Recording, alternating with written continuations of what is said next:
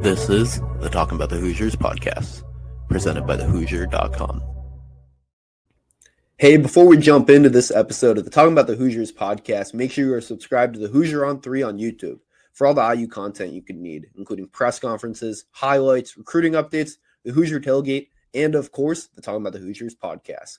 Also, go follow Talkin Bout The Hoosiers on Spotify. We really appreciate it and hope you enjoy this episode of the Talkin Bout The Hoosiers podcast. Hey, what's going on, Hoosier Nation? Hey, real quickly before we get started here with this video, make sure you go over to thehoosier.com and join for just $1 in your first week. With that, you get a free year subscription to theathletic.com, where you can also check out all of their content as well. Come over to thehoosier.com, join the best IU community there is out there. We'd love to have you. Hello, Hoosier Nation. Welcome back to the Talking About the Hoosiers podcast, presented by Academy Sports and Outdoors. I'm Drew Rosenberg. I'm joined by Zach Browning. Kyler's going to join us later, talk some IU basketball, but we got to talk IU football. Zach, you were in Penn State. You were in Happy Valley this weekend.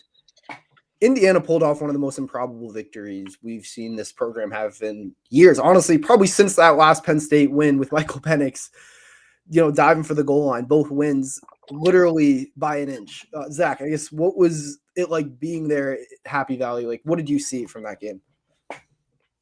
Well, it was interesting because pregame, walking into Beaver Stadium, where we had to park as the media, we kind of had to walk through the tailgate fields a little bit.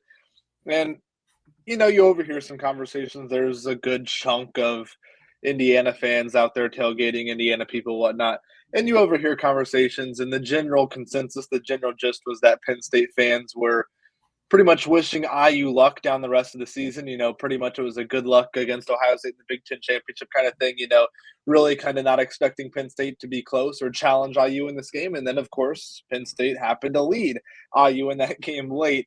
And so it flipped really quickly to post-game then Penn State fans kind of being like, well, you guys are going to have no chance. Indiana's going to have no chance against Ohio State and stuff like that. But the general vibe was an interesting one because it wasn't a full 106,000 person Beaver Stadium, but still that place with 80, 90,000, 75,000, however many people it actually was on Saturday was still loud. And that last drive, you kind of heard it. And then it was interesting. We've already heard it and seen it a couple of times this season, whether it was Surratt's touchdown against Iowa, whether it was that late game-winning drive essentially for Fernando Mendoza and IU against Oregon. Indiana just has a way of silencing people and silencing crowds and silencing away stadiums. And that's what it was like after that Omar Cooper catch, because you got the roar, half the fans thinking, oh, he's out, half the fans then seeing the back judge put up the touchdown signal, and then there was kind of a lull and a murmur for a couple of seconds, and then people start looking at the replay, and they're like, the first replay we saw in the Jumbotron in Beaver Stadium looked like he was out. It was not a good angle. It looked like that right foot had come down out of bounds before the left foot had come down inbounds. So you heard a little bit of a cheer there, and then all of a sudden you get the next angle, and it's pretty clear that he was in bounds. And then you hear some boos. The official call on the field gets upheld officially. You hear a lot of boos raining down from the crowd, a slight cheer from the small section of Indiana fans. But it was a crazy experience. It was a crazy day. It was a crazy game. And, yeah, it was wild for sure. Yeah, I mean, it's definitely recency bias, but that catch is one of the best I've ever seen, given the moment of it, too. Like, in any other circumstance, that's just an unbelievable catch. But that, if he doesn't catch that, it's 4th and goal at the 7. Indiana has one play to win this game. And one of the biggest catches, talk about a guy stepping up in a big moment. Omar Cooper, I want to go back to this real quick. Before that last drive, he had 3 yards in the entire game before that, going into that last drive. He had 29, had a 22-yard catch, and then the touchdown, obviously. Stepped up when it mattered most. Indiana was without Elijah Surratt. Charlie Becker, I think it was just named Offensive Player of the Week for Indiana. Well-deserved, made big catch after big catch. That's a Tom Allen guy, too. Charlie Becker's going to be someone when Omar Cooper and Elijah Surratt are on. He's going to be the guy in that wide receiver room. And you can see why. I always thought he'd be really good. I didn't think it would be this quick, and the ability for him to, climb the ladder and make those tough contested catches was something, especially this early in his career, I didn't really see coming. Yeah, the receiving room is spectacular. I mean, there's no other way to put it. The headlines all season long have gone to Surratt and Cooper, perhaps the best 1-2 punch in the Big Ten. I know Ohio State might have something to say about that out wide, but one of the more talented receiving duos, not even in the Big Ten, just in the country with Surratt and Cooper. You're down your number one receiver. You're down Elijah Surratt. And the interesting thing about this matchup was however bad Penn State has been this year, however bad they've been over this now 6-game losing streak, they still have talent. They still have NFL-level athletic defensive backs and cornerbacks. And while the defensive back room might not be a strength of that defense, those are still athletes, 4- and 5-star athletes that Omar Cooper hasn't really had to go up against this season outside of perhaps Oregon in their defensive back room. So his speed, which is his strength, his big run after the catch ability, was neutralized slightly on Saturday.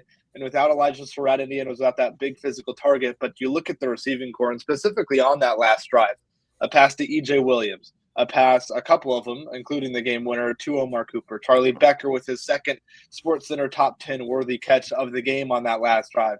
Riley Nowakowski caught a big pass on that drive. The depth of the receiving room was on full display, and I think that is what makes this Indiana offense even more potent, is that you want to try and double team a Surratt. You want to try and double team or throw some help over the top against a guy like Cooper. Okay, then Charlie Becker, who spent pretty much 99% of last year, he appeared in all 12 games, but was pretty much exclusively on special teams last year. A guy in Charlie Becker that he's made a couple catches this year, but definitely nowhere near the 100-yard mark. And he was spectacular. The wide receiver room was spectacular, and it really gives Indiana some hope when they go up against, again, you're looking at postseason play, you're going to go up against defensive back rooms and defenses that are 2, 3, 4 NFL-level talent type of guy deep in that cornerback spot, in that safety spot. So to have that plethora of options, those plethora of options in the receiving core is big. Yeah, I mean, it's depth. I mean, you just going back to last year, Indiana had a lot of talented receivers, Miles Price, Miles Cross, two guys who they lost. Donovan McCulley was like a weird one, as he kind of just never established himself under Cignetti.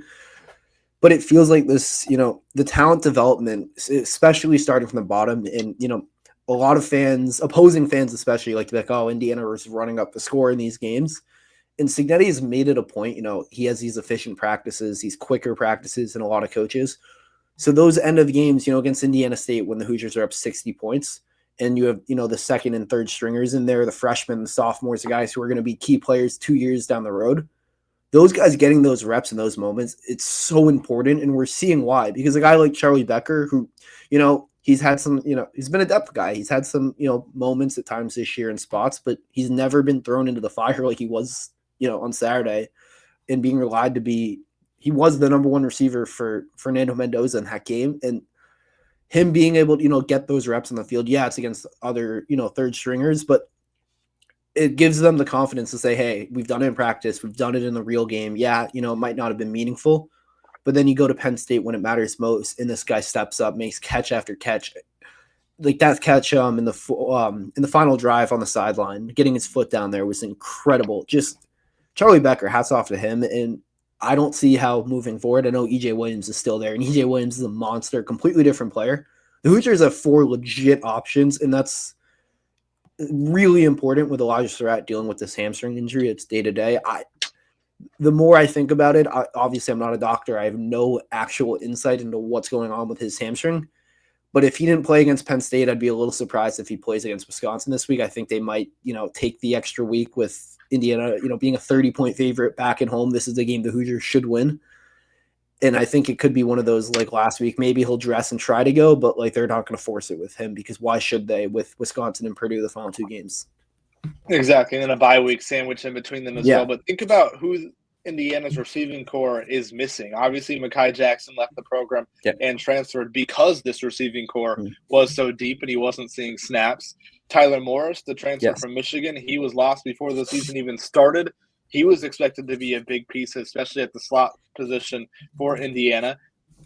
Jonathan Brady didn't catch a pass, and he's got, I think, 3 touchdown passes this season. He's one of Fernando Mendoza's favorite targets from his time back at Cal. LeBron Bond, who is a true freshman that's seen a lot of snaps and a lot of playing time, especially late in games, he didn't make a catch. So even the guys that didn't necessarily show up in the box score on Saturday for Indiana in the receiving core, are still impactful. They're still here. They still have so many options out wide at receiver, and I think that's pretty telling about the depth and kind of the ability to develop and to recruit out of the transfer portal and to pinpoint guys that he likes if you're cursing at it. Yeah, exactly. And Omar Cooper, Omar Cooper Becker, those are both guys Tom Allen like recruited, brought in, and the development that we've seen, like Tom Allen definitely helped with that, but they've taken other steps under Cignetti. But Omar Cooper, I just want to talk about the highlight reel from him. He might have I've been looking for the Michigan catch for so long, and I just have not been able to find it on Twitter. If someone has that video, please send it to me, guys. I need that. The helmet toe tap, or it's not even a toe tap, but it's Omar Cooper is one of the best highlight reels in college football. He's kind of playing himself into I think he has, I could be mistaken. Does he have one more year of eligibility after this one? He does if he wants it, although if Okay. he continues making plays like he made on Saturday, there's a chance he goes and tests the draft. And he's one of those guys. He could be the guy next year, or he could come back, and it kind of depends. He's one of those guys, though. I don't know what his 40 time is going to be, but he is football speed. He's a guy on the field when he gets a little space. He's hard to tackle, makes guys miss, and can just do so many things. Can climb the ladder, as we've seen, make those tough catches. But Zach, we've been talking almost 10, or more, I think more than 10 minutes at this point. We have not even really got into Fernando Mendoza. We have to. We have to talk about him. His I don't want to say finally, but that was a Heisman moment if we've ever seen it. That Indiana team, they got taken to deep water. We haven't seen that under Kurt Cignetti. The 2 losses the last 2 years, they weren't close games. It wasn't like, need a drive here, a chance like this. Indiana was taken to deep water. Fernando Mendoza sacked on the first play coming out of the 2-minute warning. No timeouts, got to go 87 yards down the field, 2nd and 17. And it's strike after strike after strike from him. He had played probably the worst half of football, maybe of his career up to that point. Like, he was terrible. I want to say he was like 4 for 9 at one point in the half with a pick. Was a really bad, half for him for the most part. Penn State did a really good job of getting pressure, making things difficult. And you look at all the big throws on the stretch, there was a Penn State rusher in his face every time. The touchdown to Omar Cooper Jr., he took a beating in that game. And he just keeps getting up and keeps coming at you. And that's, the mentality of Mendoza. I know people like to say he's corny because, he doesn't have, the aura as people like to see from certain guys. But these guys play for him. He fights. We saw it in the Iowa game. He took a nasty shot trying to get a first down when a lot of quarterbacks slide in that situation. And that told you all you need to know about this kid. He's a gamer. And there's a reason he's, that might have solidified him as the number 1 pick in the NFL draft potentially. I don't want to, obviously it's early, but the Jets had their entire front office there to watch Fernando Mendoza. The Jets don't bring their GM, top scouts, assistant GM. They don't come out to that game, to watch, Carter Smith, as great as he is, or some of the other guys that are going to be drafted. They're there to watch Fernando Mendoza. Yeah, I think his quote after the game pretty much said it all. He said he's willing to die for his guys and teammates out there on the field, and it looked like that for a lot of the game. I mean, he was only sacked 3 times officially, but he took a lot more hits than that. He is specifically on that last throw to Omar Cooper. But you're exactly right. It takes a different type of guy to be struggling. It's not like he was in rhythm. To be struggling and then all of a sudden flip a switch when his team needs it the most and go out and perform like he did a lot last drive. And it's something he's done consistently now this season to the point where it is a pattern. It's not, oh, this guy was clutch that one time. No, he is simply put clutch. Fernando Mendoza did it against Iowa. He did it against Oregon, and he did it against Penn State. And Drew, what do all 3 of those games have in common? They were all on the road in 3 of the 5 toughest environments in the Big Ten. You throw the Big House and the Shoe up there as well in that top 5. But Beaver Stadium, Kinnick, and Autzen, 3 of the toughest places to play in the entire country, and he went out there and did it against them and did it without his top receiver in Elijah Surratt as well, which I think is equally as impressive because when you look at how much pressure Penn State was sending to him, that's how IU won the Iowa game. Iowa brought an all-out blitz, and Elijah Surratt, being the preseason All-American and one of the top receivers in the country like he is, got open in one-on-one coverage. He didn't have that. As good as Omar Cooper is, he's not Elijah Surratt. He didn't have that big physical threat to be like, go win me a one-on-one route as they blitz 8 guys and send 3 back into coverage. Go out and win me a route. He didn't have that, and he still found a way to come through without his top target. when he was taking a beating all day long. The offensive line really kind of lost the battle in the trenches for the first time I think we've seen this season. But Fernando Mendoza, he was spectacular. And it's hard to argue any other idea than the fact that he is simply clutch at this point in his career and at this point in the season. Yeah, I mean, it was very apparent he was missing Elijah Surratt, the safety blanket, especially in the RPO game. He's, one of the best, if not the best receiver in the country when it comes to making those tough, hands catches over the middle. We see it so consistently. It gets to the point with Surratt when he drops a pass or drops a contested catch, you're shocked because you expect him to come down with every ball that's catchable for him. And, Mendoza missed it. He's one of the best receivers in the country, but he battled, he fought, ran for a touchdown, he did everything. He did everything Indiana could ask for and more in that game. Yes, that pick was bad. And he battled, though. And, you mentioned the trenches. We got the offensive line. Penn State threw everything at him. And people are going to say, oh, it's a 3-6 Penn State team. I think 3-6 now, if I'm not right. But yep. That's a D line that's filled with guys that are going to be playing on Sundays. It's a linebacking core that's going to be playing on Sundays. Yes, James Franklin is gone. He got fired. It's, their season, fell apart very quickly and unraveled. But that's still a team that's filled with NFL talent. And it was a little concerning, up front for Indiana. Yes, obviously was missing, Drew Evans was out. So you had Adamola Johnny. And instead of Mikowski was also battling. The Benson was banged up a little bit. It was a little bit concerning what I saw from the trenches from Indiana. What was your kind of overall takeaway? Not too concerning. This is a talented defensive line, and specifically on the edge, you look at Denai Dennis Sutton. That dude's an NFL player. He's playing on Sundays next year. Khalil Benson had a little bit of trouble with him, you would say. But again, Benson doesn't necessarily, and again, I'm not 100% sure, but Benson, he went out for a snap or two with an injury. Yeah. He's been banged up a little bit, even going back to that Maryland game, even going back to the UCLA game. He's been dealing with some injuries. It feels like to have Ajani make his first career start at the college level and not necessarily stand out too much like a sore thumb. Yeah. I thought the offensive line, obviously it wasn't great, but considering the circumstances, without potentially the best offensive lineman the Hoosiers have in Drew Evans, you're asking a little bit more of Coogan to maybe slide over to his right or to his left and maybe help out Ajani a little bit more. You're maybe asking Carter Smith to apply a little bit more pressure on the inside with Ajani to try and help out. But also, how much can you blame the offensive line if Penn State's going to bring 7 guys each time it's a third down? I think that's really the biggest point. So, yes, Mendoza got hit, but it wasn't necessarily due to a lack of protection. Sure, there was some protection breakdowns. There were some things that Indiana has to clean up. There were some times where Indiana just got beat up front.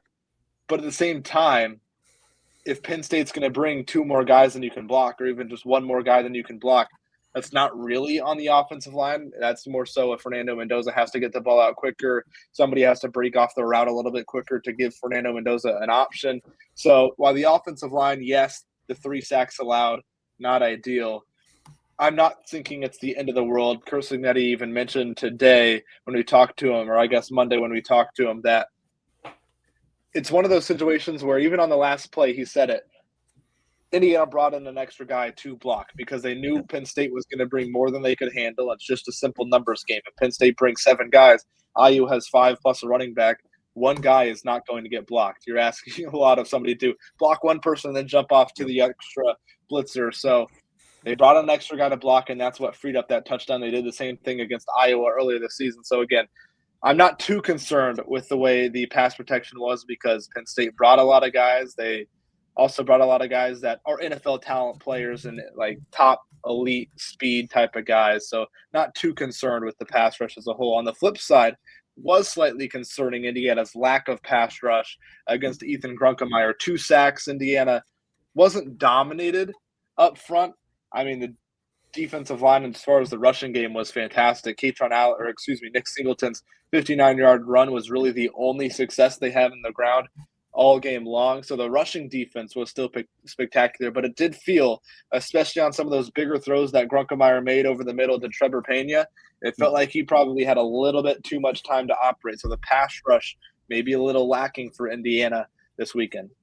Yeah, it was kind of weird almost. Like the ability to just shut down to run, but then in the pass game, just not zero pressure, but very little pressure. And it seemed like, the sacks Indiana did create, a lot of them were Grunkmeyer kind of, stepping up into the wrong holes, like a little just like weird stuff like that. And I'm not overly concerned with this. I think, the Indiana's ability to stop the run is, kind of the calling card of this defense. Yes, the pass rush has been really good, but shutting down the run, makes teams one-dimensional. And when you do that, especially against a quarterback like Grunkmeyer, like a younger guy, he's going to make mistakes. We saw that. He did have the interception. He had the and putting, teams in those, there were some bad ones, third down, some long third down conversions from Penn State, but Indiana was consistently putting them into, 3rd and 8, 3rd and 10, like those longer third downs. And that's where this Brian Haynes defense, then dials up the blitzes, and those blitzes weren't really getting home. But again, I wasn't too concerned with that. I saw a stat I want to bring up. I got to find the full stat, but I believe Mikhail Kamara was first or second in the Big Ten in pressures, which it's funny because like the other, I guess, counting stats like sacks, tackles for loss, it's like, oh, he's had a really down year, but he's still making a huge presence. He's still a huge presence on the defensive line despite the doubles, and he's still disrupting so much. And it's a credit to him, even when his name isn't filling up the stat sheet, he's still making a huge impact for Indiana. Yeah, I think Mikhail Kamara would be the first to tell you he hasn't had the year that he has wanted, specifically from a statistical standpoint. I mean, he came into the year talking about wanting to reach 20 sacks, wanting to break Indiana's all-time sack record. And while he has been good, he hasn't been as good as many would have expected, and many probably would have hoped a guy like Kamara with his pedigree could have been. But you're exactly right. He's been good. He hasn't been phenomenal. He hasn't been elite, but he's been good. He's been impactful. But the way to put it is, on Indiana's defensive line, yes, there's plenty of talent with Landino, with Tucker, with Daly. You expect Mikhail Kamara to still stand out and be the elite player on that defensive front, and he hasn't. And that's not really necessarily too much. Like, that's not saying anything too badly or anything too bad like that. I mean, he's fit in to a really good defensive line and has looked like a really good defensive lineman amongst a really good defensive line.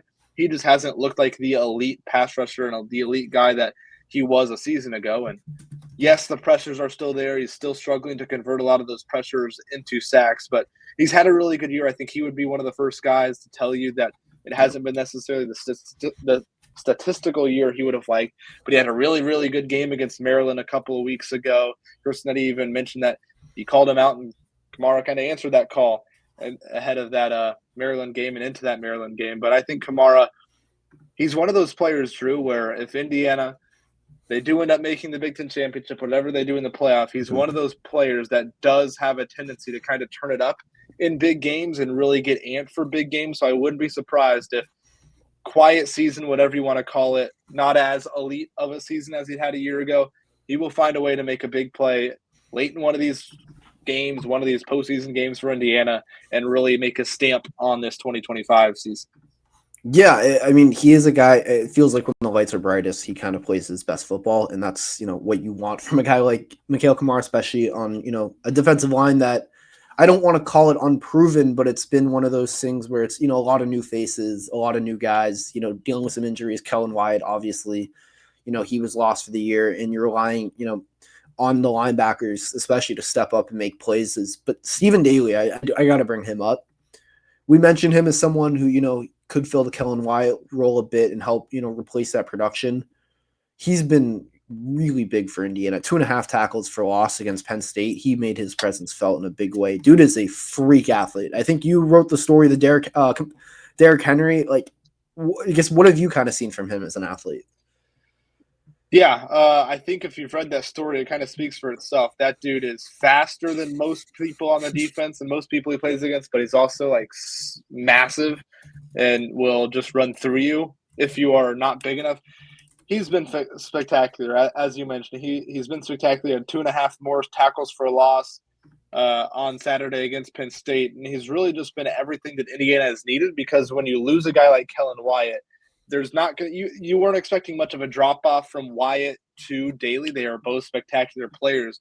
The issue that you thought could arise was, who's after Kellen Wyatt? Is it going to be a Daniel Ndukwe that has to kind of step up? And instead of asking a different, younger underclassman to step up and take some of those rotational snaps with Stephen Daly, he's kind of just said, screw it, I'm going to take all the snaps. It'd be awesome, still 100% of the plays and the snaps that I'm in, and not really have to force a guy like Daniel Ndukwe, who's still probably a year or two away from really contributing to that Indiana defense, from having to step up and play big-time rotational snaps. But, yeah, Stephen Daly has been spectacular. It's something about Indiana and success rate with Kent State transfers after C.J. West last year and Stephen Daly this year. I think Indiana would like to keep that Kent State defensive line pipeline going if they're going to play like C.J. West did last year and how Stephen Daly is this year.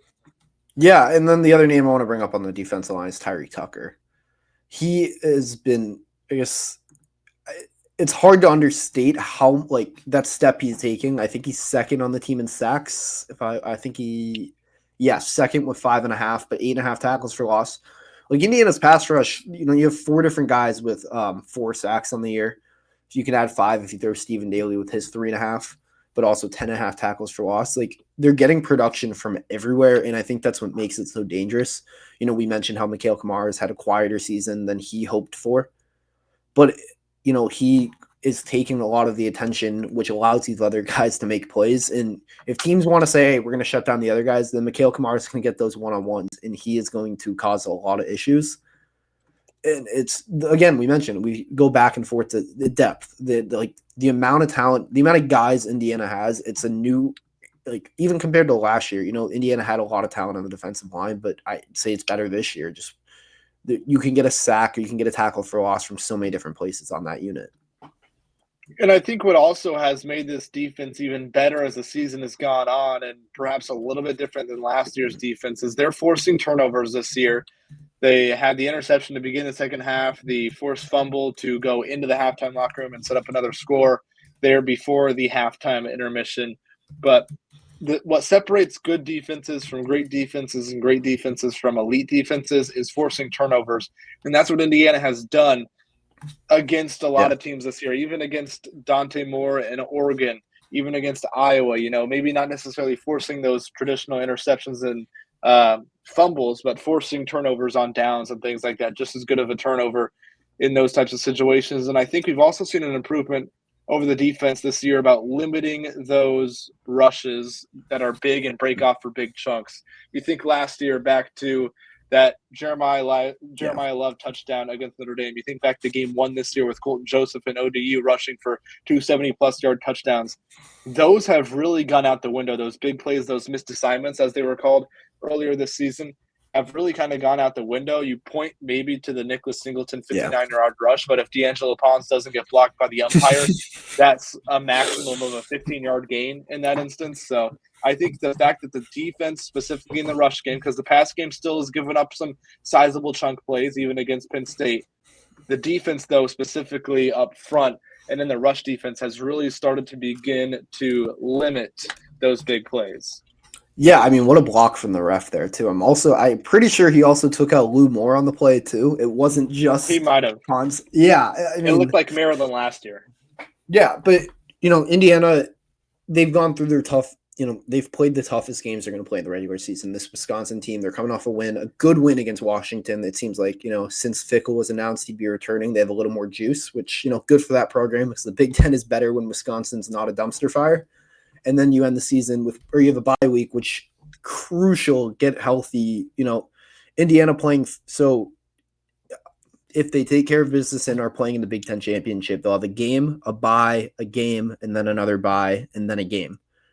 So having that kind of break, allows them to get healthy, battle. Like, obviously, you can't, every Big Ten game is going to be tough, but those breaks, get healthy. Elijah Surratt, like a guy like him, let him get healthy. Drew Evans on the offensive line, because you want Indiana, at as close to full strength as possible in Indy, for that Big Ten chip. Yeah, I think that's really the most important thing is just getting healthy. Again, opponents aside, you're playing Wisconsin at home, you're playing Purdue on the road. There should be some opportunities here for a lot of these starters to play 6 quarters over the next 2 games with those 2 byes thrown in as well. So Indiana health is probably the biggest thing down the stretch in these last 2 regular season games. Yeah, exactly. And I think that's all we got for IU football. Kyler, after we're going to take a quick break and we're going to be back in just a second. Kyler's going to join me and we're going to talk some IU basketball. Thank you, Zach, for joining. As always, we'll be back. Hey, Hoosier fans, it's Drew from The Hoosier and the Talkin Bout The Hoosiers podcast. I just came from my local Academy Sports and Outdoors store. The most festive gear of the year is back at Academy Sports and Outdoors. Don't miss a limited edition Magellan Outdoor Christmas Market collection only at Academy.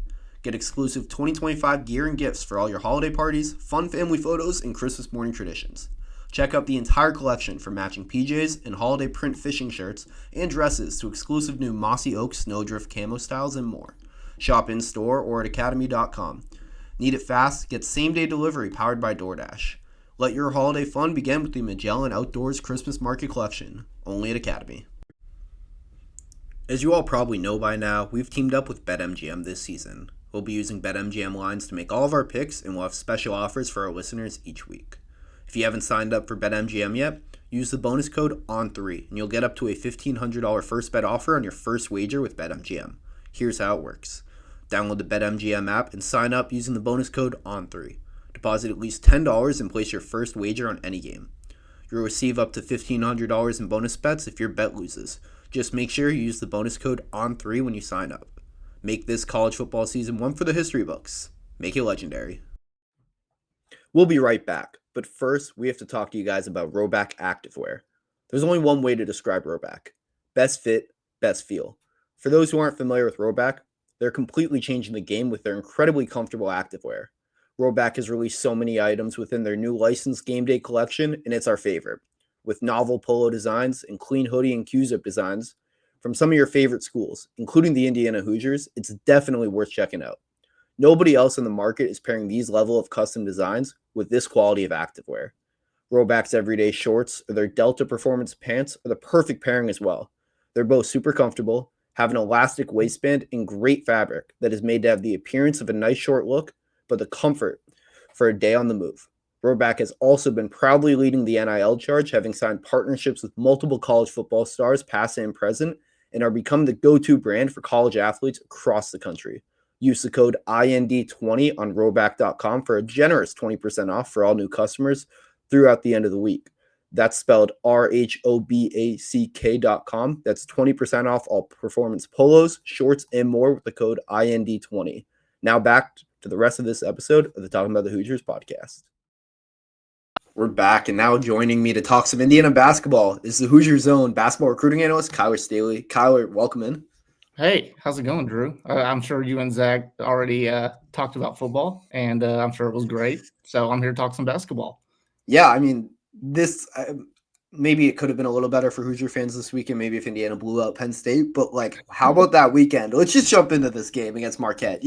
Indiana football and basketball took care of business, but the Indiana basketball, I thought the Hoosiers would win this game. I didn't see a blowout. I really didn't. Kyler, you were there. You were in Chicago for this one. I guess what initial takeaways for you from the Hoosiers' 23-point win over Marquette? Yeah, I don't know if I necessarily thought Indiana would win. This was just one of my – I really didn't have an opinion either way because I just went into this game just thinking, okay, this is going to be your first real test.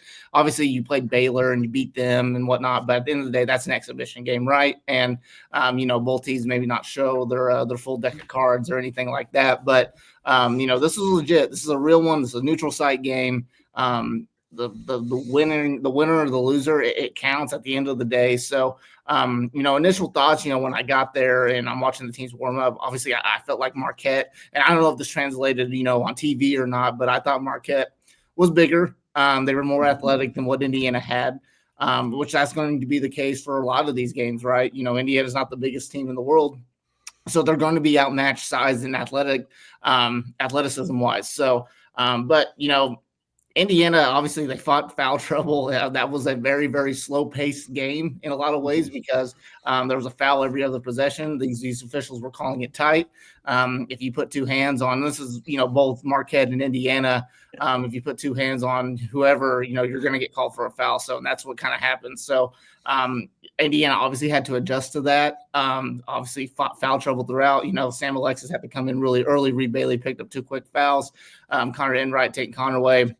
those guys spot foul trouble as well. So with Indiana, obviously the injuries, they don't have a lot of depth right now. But, as far as that, a lot of guys stepped up. And obviously, in the first half, it was Tucker DeVries. He really, really stepped up. And, Tucker DeVries, this is kind of a game to remind the nation, right? One of the best college basketball players there is. And, man, did he put on a show. There wasn't really hardly any three-point shot that he missed. I think he only missed one in the first half, maybe two. Missed 5 for 7 from 3 in the first half. 5 or 7 in the first half. So obviously, he had to play a lot more minutes than probably, Coach DeVries wanted him to play. Obviously you could watch him and he was pretty gassed at the end of that first half. So, but it was a really good showing. Obviously in the second half, things just kind of blew open. Tucker DeVries also got in foul trouble. That's when Lamar Wilkerson really stepped up, showed why he's a flamethrower of this team. And the big thing really with Lamar was the 8 assists that he put together, showed that he's more than just a scorer.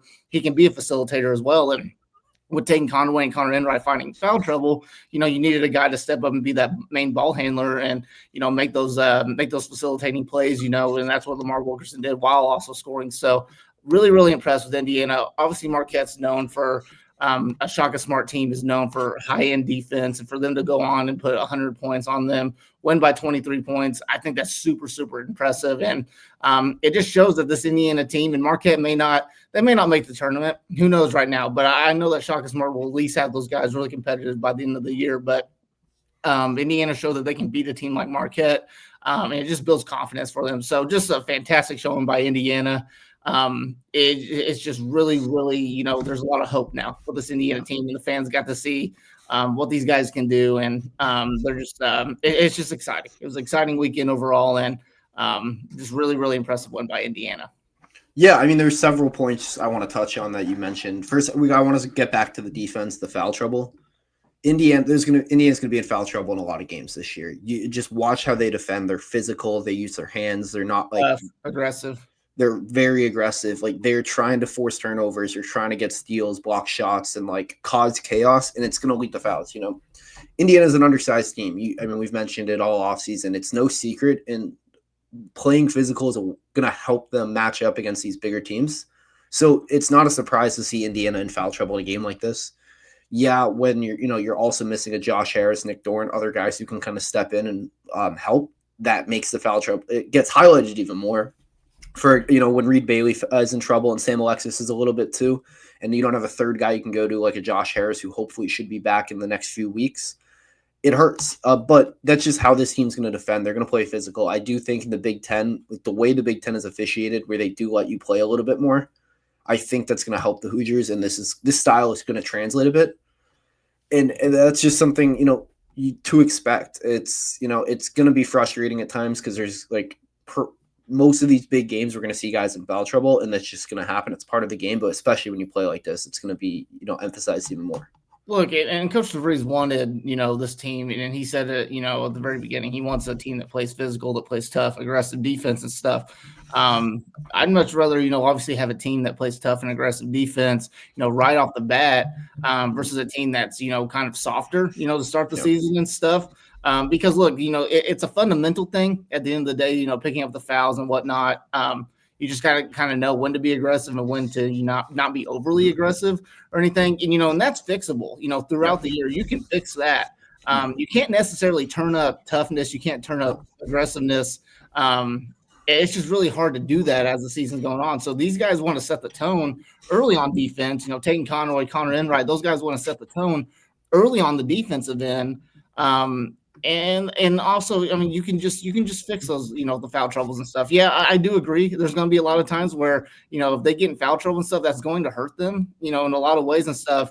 I just fully expect this team to always be ready to go on the defensive end, just being aggressive and wanting to compete at the end of the day. If they can get Josh Harris and Nick Dorn back, hopefully soon. Obviously, it's not going to be too big of a deal or too big of a factor and stuff, but as long as they just remain aggressive and physical and whatnot, the officiating will adjust to that, and they'll know that this Indiana team is an aggressive team. That's how they defend or whatnot. They just obviously got to fix the mental mistakes when it comes to the defensive end.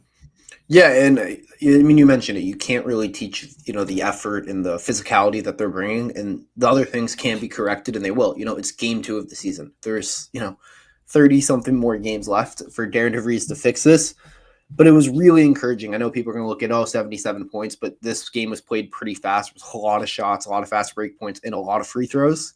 So, it inflates it. Indiana held Marquette to 37% from the field. Chase Ross, who had been averaging 5.5 assists coming into the game, their 2 games, 0 assists in the game, was 4 for 13. I know he had 19 points, but 10 of those 19 came at the free throw line.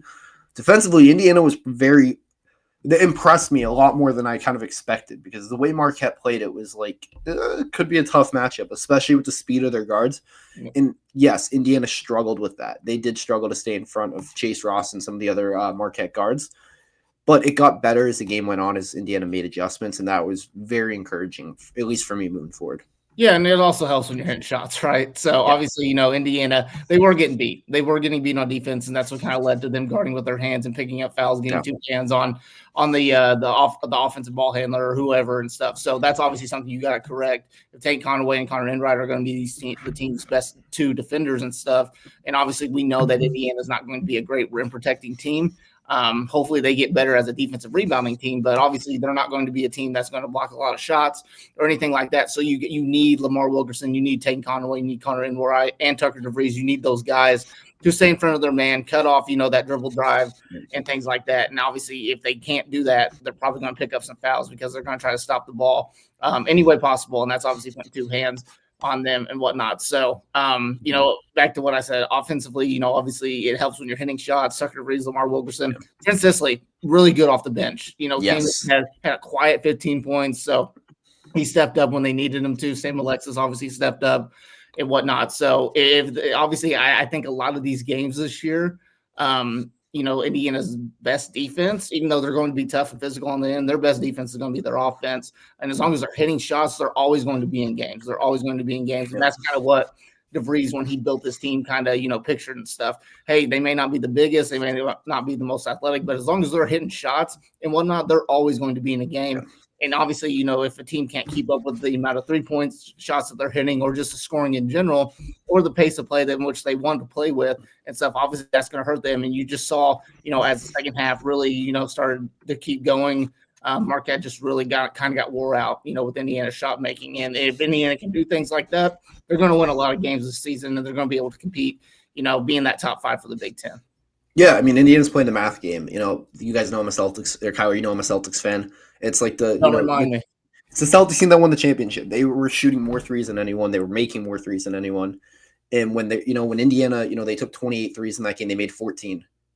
Not many teams are going to be able to compete when you're getting 42 points from the 3-point line. It's going to be very hard to beat this team when they're hitting shots from the outside, no matter who they're facing.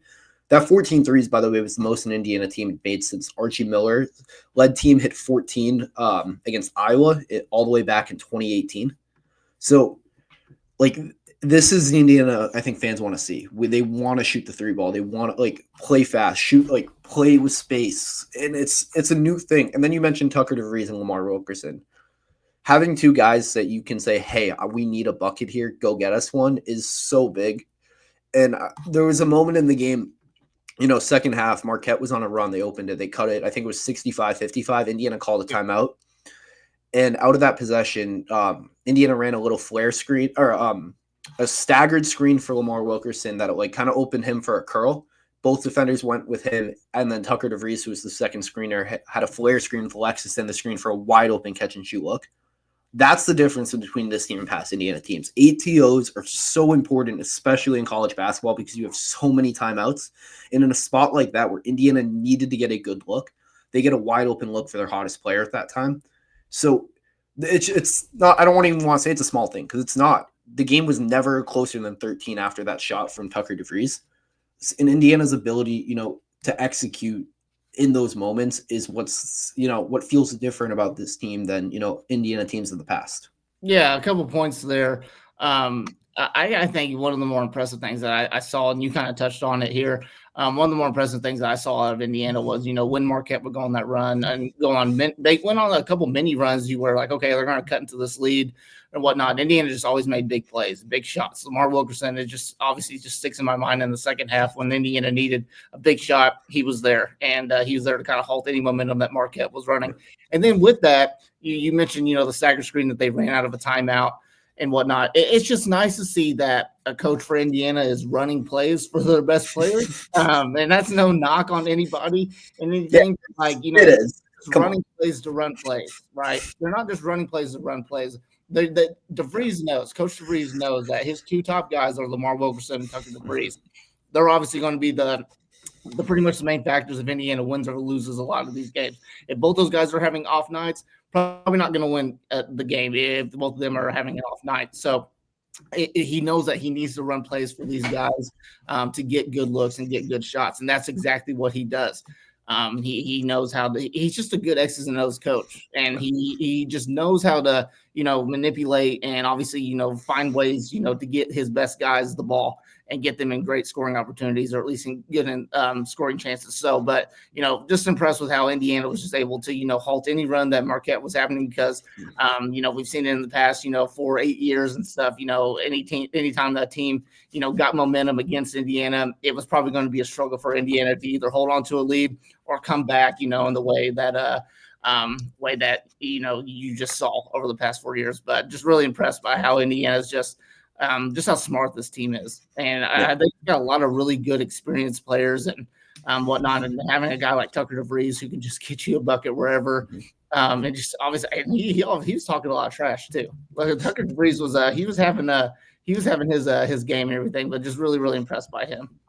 Yeah, that's the thing Darren DeVries has pointed to throughout this year. You have a lot of guys who've played a lot of college basketball. Reed Bailey, Lamar Wilkerson, Tucker DeVries, Connor Enright, Tate Conaway, Josiah Miles, Sam Alexis. Like, these guys have played a lot of basketball in their life, and especially at the college level. And you can see the maturity at times in the moments. Marquette has all the momentum in the world. They've cut it to 10. It'd be very easy for Indiana to collapse, especially, when they tried to bring it out of the timeout. Conaway almost turned it over. Got very lucky. He did turn it over. I think it was ruled a steal, but Marquette, I think it was Chase Ross, ended up out of bounds on the play. Yeah. But then immediately, taking a quick seconds, resettling, and then, they get the great look for Tucker DeVries run the ATO play that Darren DeVries set up. It's a little thing. It's a small detail, but it's something that goes such a long way. The experience of this team. You have a bunch of guys who've been there, who've been in these big moments, and they haven't been phased yet. They also haven't been tested yet. It's no, they won by 23 points. There was never down the stretch. There was never from the final 5-10 minutes, there was never a point in that game where Indiana was ever going to lose. It was just hold on, keep doing what you're doing. And I'm very curious to see, in those moments. Yeah, we saw it against Baylor, but that was, again, it seemed like both teams were kind of keeping their cards close to their chest about what they really want to do. And, guys are playing who had fouled out. So down the stretch, in a big moment, I'm really excited to see what this team looks like and, who they go to. Is it going to be Tucker DeVries? Is it going to be Tate Conaway handling it like we saw against Baylor? Is it going to be Lamar Wilkerson? Because he's also such a good scorer. There's so many different guys on this team you can go to, and it's a luxury for Indiana to have. Yeah, and I want to give a good shout out to Connor Enright. I know he ended up fouling out and whatnot and everything, but obviously Tate Conaway got in foul trouble as well. I think Connor Enright was the only one that fouled out, if I could remember correctly. Yes. But 7 points. Obviously he's not a guy that's going to get you a ton of scoring and whatnot. But 5 assists, a guy that just stepped up and became that main ball handler and stuff. And obviously he's a super aggressive defender. He's a guy that does all the little things, diving for loose balls and whatnot. So, and then obviously that half court shot. Yeah, how can you forget? Pretty amazing. I remember we were watching that. I was sitting right next to our guy Alec and stuff, and we were a little shocked that he shot that half court shot, because it felt like he had a couple more seconds where he could have dribbled up a little bit closer and got a 3. But he was feeling it. He was in front of his family. Buried it. And he just, he looked like he just hit a 3 or a layup and stuff. He had showed no emotion there. So, but Connor Enright really stepped up. And obviously, if Tate Conaway is going to get in foul trouble, Lamar Wilkerson is going to get in foul trouble or whatnot, you need someone like Connor Enright to step up. And this is one of the main reasons why, DeVries trusts him so much.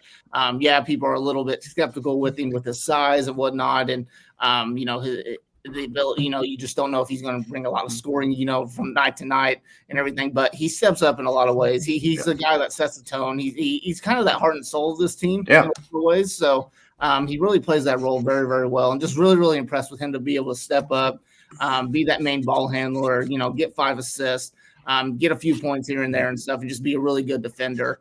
I just think at the end of the day, you just got to kind of watch out for him. He's just got to remain on the floor. And I think Coach DeVries has, said that from time. He's like, they just got to figure out a way to, hold Connor a little bit back, when it comes to the defensive end, because they do need him on the floor to bring that toughness and stuff. So foul trouble is just going to be the main thing for him. Just watch out for that.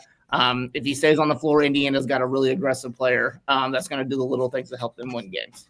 Yeah, and shout out his family. I don't know if you saw this. The broadcast put up on his family and his parents. It just was not his parents. Well, my question is how do you screw that up, right? Obviously, you have one goal and whatnot and stuff. So maybe they switch seats. I don't know. Maybe the camera person just had to picked on a seating, but I don't know how you mess that up.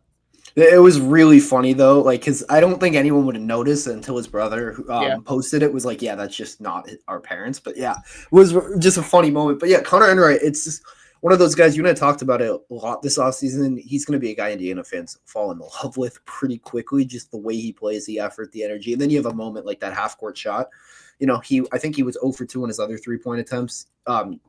Was just too close. He needs to back up more. He was way too close. You said he could have got a closer 3. I think he should just, stick with the half court, just keep pulling those. He's 1 for 1 on those, so just keep shooting those. But that's just an energy play too. I know it's 15 to 18. It's not the biggest difference when you think of the grand scheme of things, but the way Indiana played in that first half, the way Tucker DeVries played, going up 15 would have been big.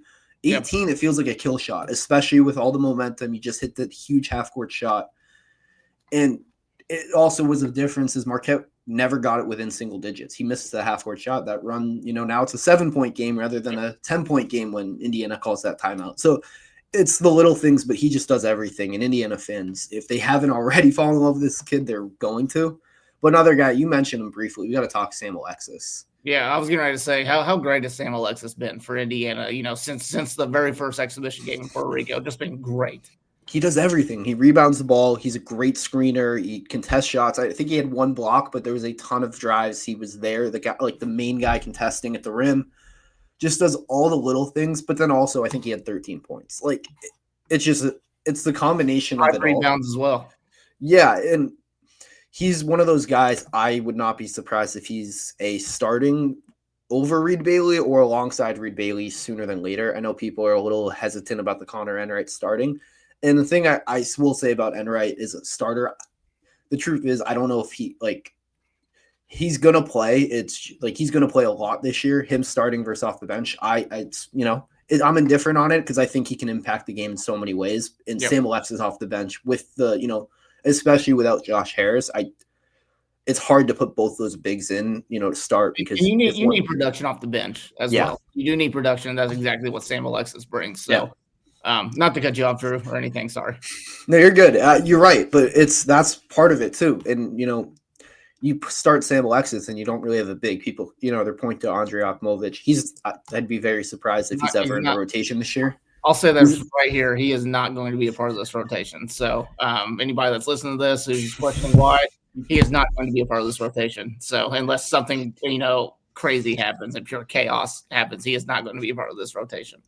But yeah, I mean, it's a building block win for Indiana, and they're still going to add Nick Dorn, who I don't want to say I think he'll play Wednesday, but I think he's going to play on Wednesday, hopefully.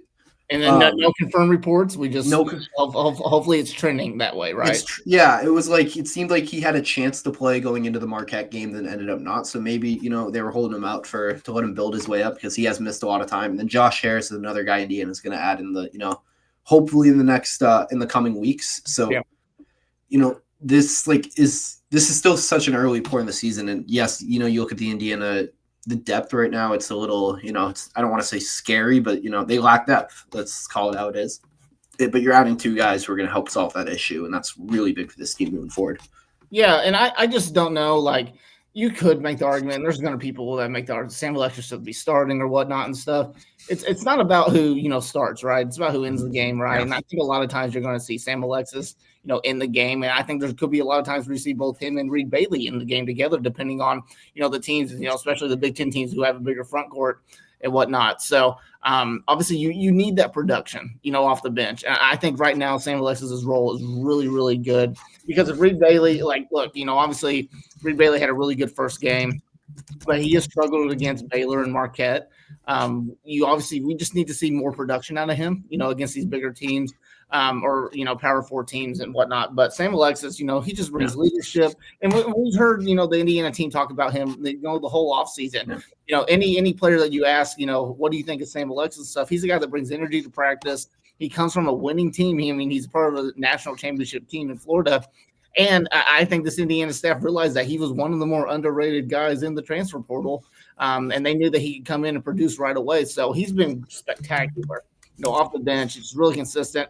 Hopefully, maybe he can get a little bit more, better rebounding numbers and whatnot, and more consistent, as a rebounder. This whole team in general needs to be a little bit better when it comes to rebounding. I know, Coach DeVries wants these guys to be better on the defensive rebounding end and whatnot, because obviously that opens up a lot more of their transition game if they can get those defensive rebounds. So, but just overall, Sam Alexis, really, really impressed. I think right now, other than, Tucker DeVries, Lamar Wilkerson, I think he's the MVP of this team right now. Just what he has brought, the leadership, the IQ as a big guy, and just always being that consistent lob threat, for Indiana. So just been really, really impressed with him. And hopefully he can continue to project the way that he's projecting right now.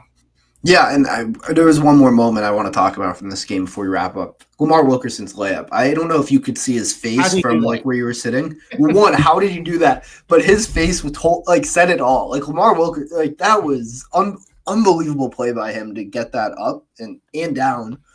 But then his face, I think he was as surprised as we all were that it went in.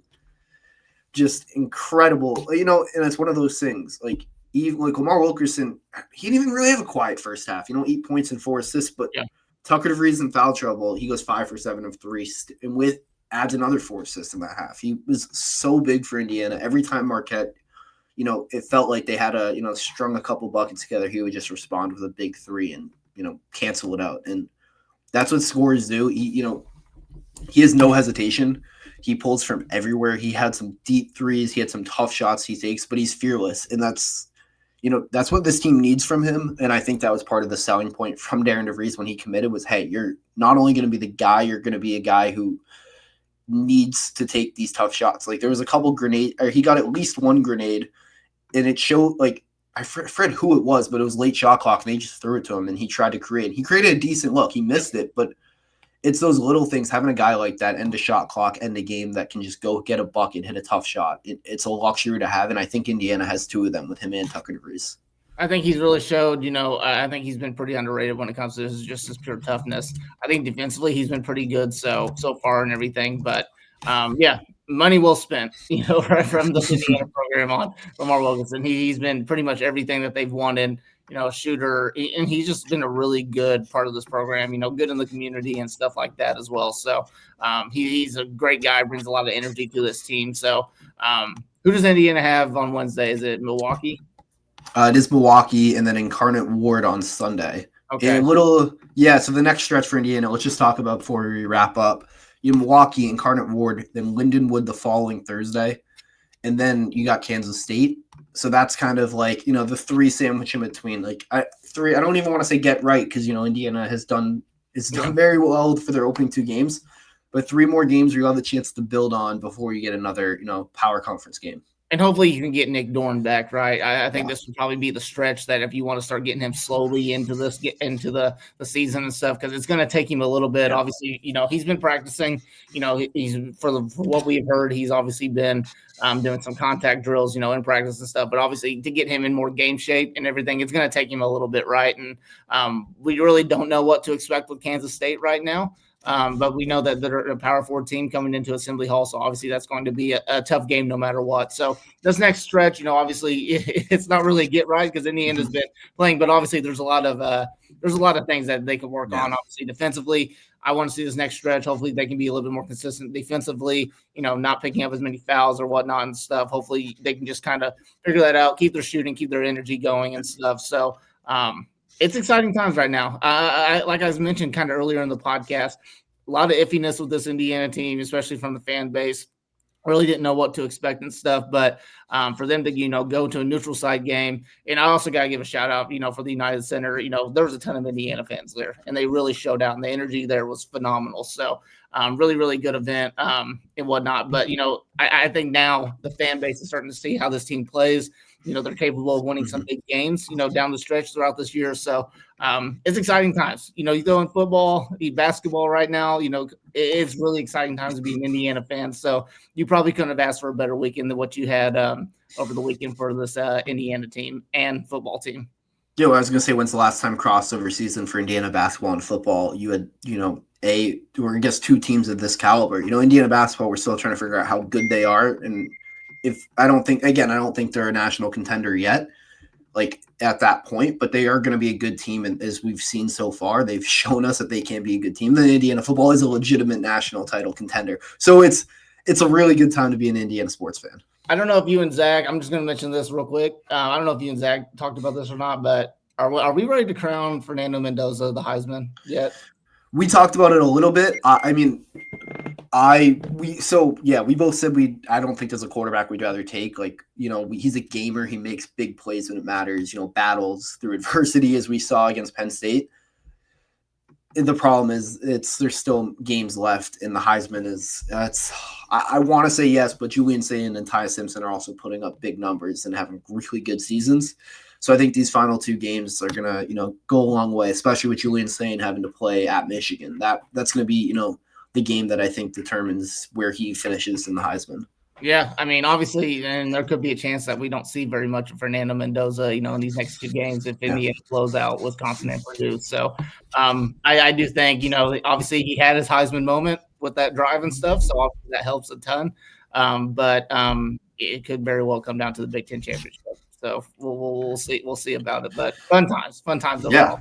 Yeah, guys, and all the Heisman, info, Indiana football, basketball, all things IU athletics. We got you covered on the Hoosier. Make sure you're following the Hoosier on 3 on Twitter. And if you haven't done so, subscribe to the Hoosier for premium content, including exclusive interviews, scouting reports, recruiting info, all on that Hoosier Hangout message board too. So make sure you guys are doing that. $1 for your first week too. Yes. $1 for your first week. So go take advantage of that. Come join an awesome community, guys. We got tons of stories. So join us. It's just $1 for your first week. Come check it out. Yeah, there's a ton of stuff today, especially about Indiana football and some, key recruits in there. So make sure you do that. And subscribe to the Hoosier on 3 on YouTube. We got you covered on press conferences, this show, In Touch with Indiana Sports with John Alden, a bunch of other great stuff. So make sure you're doing that. Thank you guys for tuning in to another episode of the Talkin Bout The Hoosiers podcast. We'll be back.